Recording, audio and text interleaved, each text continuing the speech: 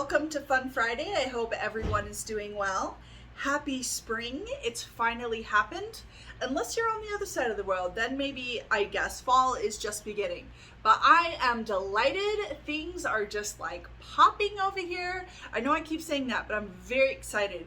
Eggs hatching, animals being born, the garden coming back to life. It's just such a wonderful time. I'm an April baby and spring is kind of like my time. Anyway, the creature feature of this week is the beautiful eastern hognose that we found outside of the San Antonio Seguin area when we went to the beautiful ostrich farm last week. That was super fun. You guys are gonna get to see that eastern hognose and everything that's happening over here. Buckle up, let's get started. My strawberries have beautiful brand new green leaves. My crepe myrtle is beginning to come back to life. Time for breakfast. Just wanted to do a segment wishing well Brian Barczyk's family. It's been discovered that he's critically ill. It's very sad. He's been a figurehead in the exotic animal world, specifically the reptile world, for a long time. I know that he and Lori are just spending time together and basically making memories because things are looking pretty scary right now. From our family to yours, we want to send you guys well wishes and hope that things go the best that they can. These are the eggs that are being culled. Well, that one hatched. That's just the shell. These are the new eggs that have been put to rest. These are the eggs that are becoming egg salad for the weekend. And these are the eggs that should be hatching or did hatch. So they're up in this little tub. These came from a, oh gosh, this is gonna be a mess, hatching farm in Pennsylvania. And I am in Texas. Alrighty, I got rid of some of the bedding so it wasn't all over my table. And these are tiny. If you don't know anything about the Sarama chickens, they, from what I'm reading, are the smallest breed. What you want to do when you get these eggs, you want to find the pointed end and put it down. And you want them to rest in that position for, as I said, 12 to 24 hours. That way, the air sac can form at the top round end of the egg. 16 eggs, so whether I ordered 12 or 15, she still gave me a freebie. Pretty awesome. Once these have rested for 12 to 24 hours, I'll put them in the incubator and I'll keep you guys updated. This is one of my frizzle coops, and these little gals were not laying eggs at all just a few weeks ago. And then we started getting one egg every other day, and check this out. 2 eggs today. Ooh, see if I can reach it without climbing it. Okay. Just here to steal your children. Worry not. Here's that beautiful eastern hognose. They are a mildly venomous, rear-fanged snake. And they can actually spread their necks out like an adder, which is super freaking cute. Oh, look, he found a little hiding place.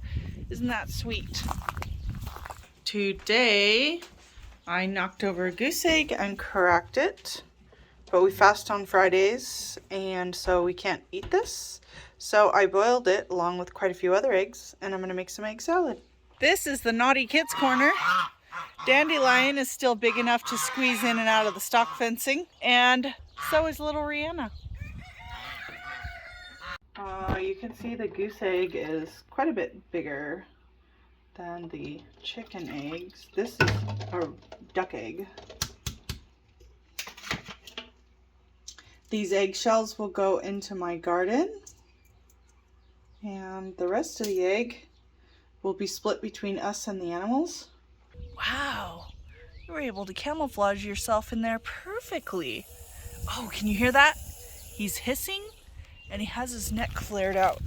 Let's see if I can move this aside, show you. Ooh, look at that. This is exactly what he would do in the wild. Look at you. Aren't you scary? Aren't you scary? Wow. Beautiful, beautiful snake. They use their tails as a decoy And they also musk, which is pretty smelly. But check that out. How amazing is this guy? Alrighty, I have all the eggs cut in half and those beautiful yolks separated.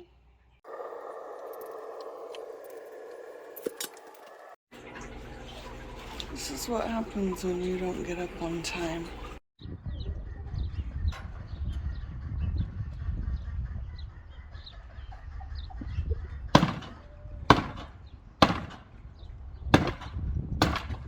And somebody's poking around the barn. I wonder if she's getting ready to make a nest so I can have little pea chicks in here. What's going on? Oh, did I interrupt the secret meeting? You watching over your lady? Pretty boy. Oh, my trees are starting to bloom.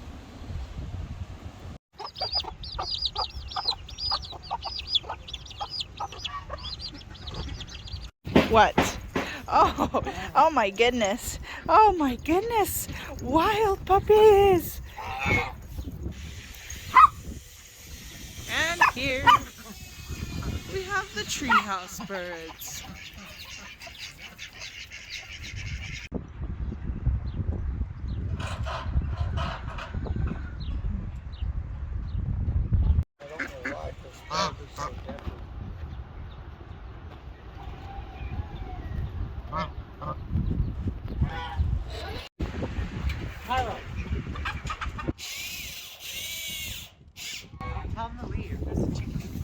Cairo, mind your business.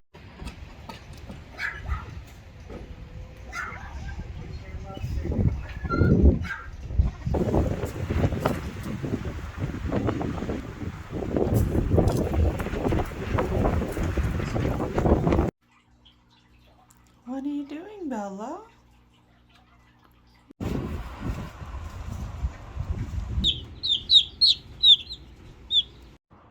There's a little bat out here on the ground of the corral. It was just crawling.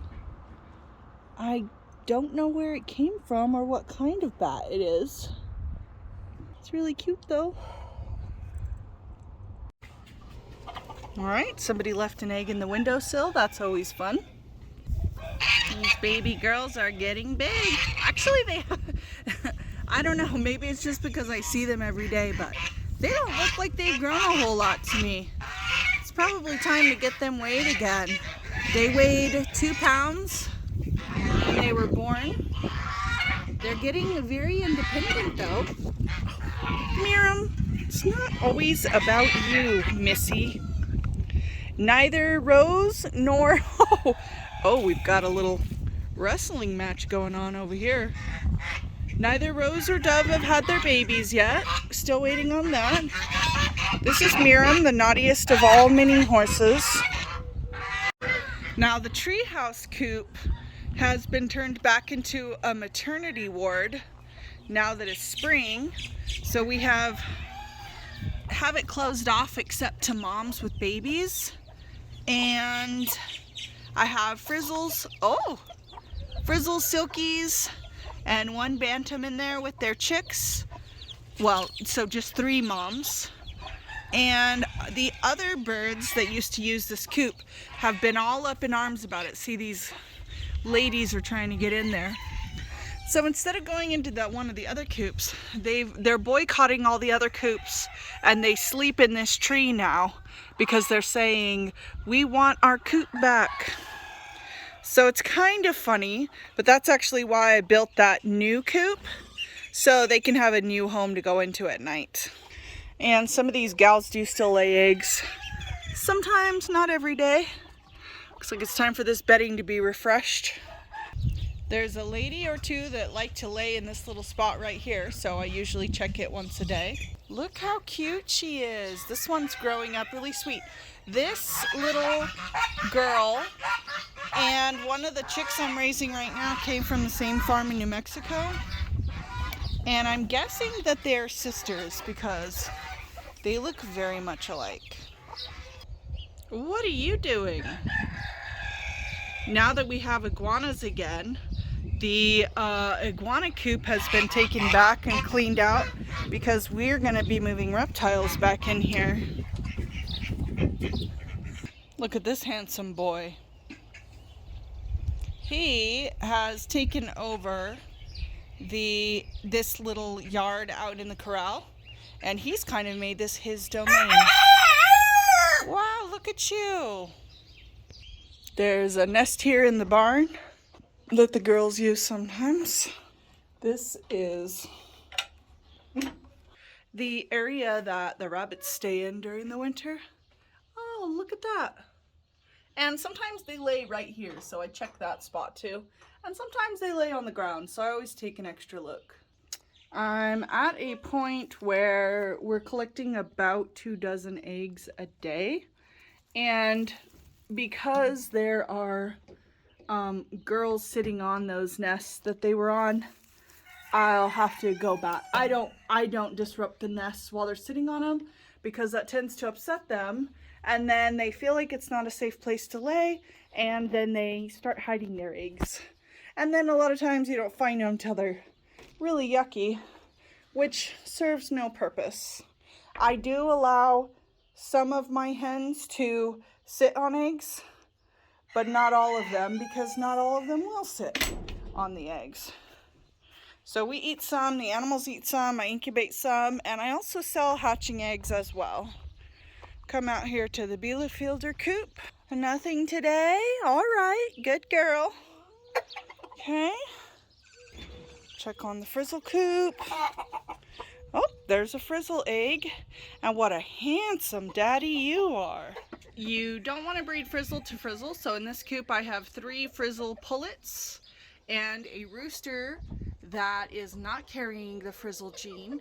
If you breed frizzle to frizzle, a lot of times you end up, oh my, a lot of times you end up with defective animals with problem feathers instead of just cute feathers. You'll notice my 2 frizzle coops, I only have 1 frizzle parent. Oh, are you guys getting ready to put on a show? All right, hold on. Hold on, let me show everyone how beautiful you guys are.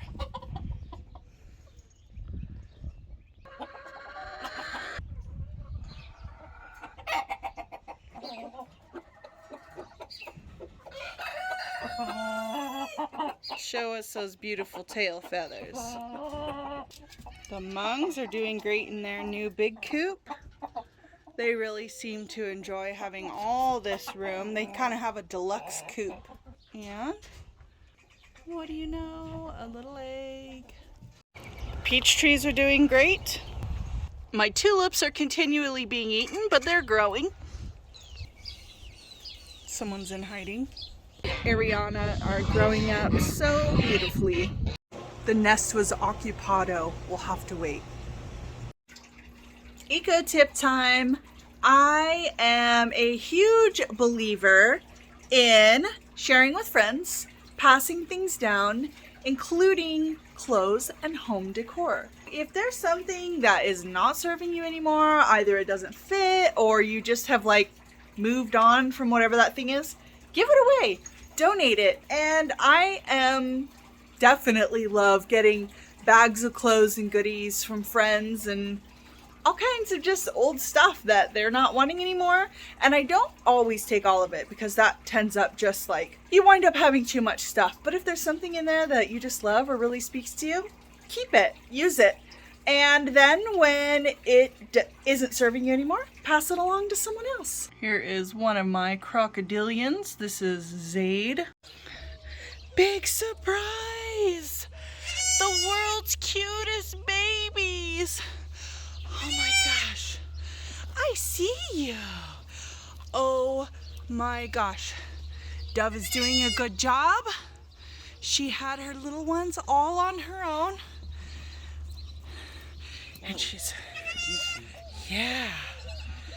doing exactly what she needs to be doing.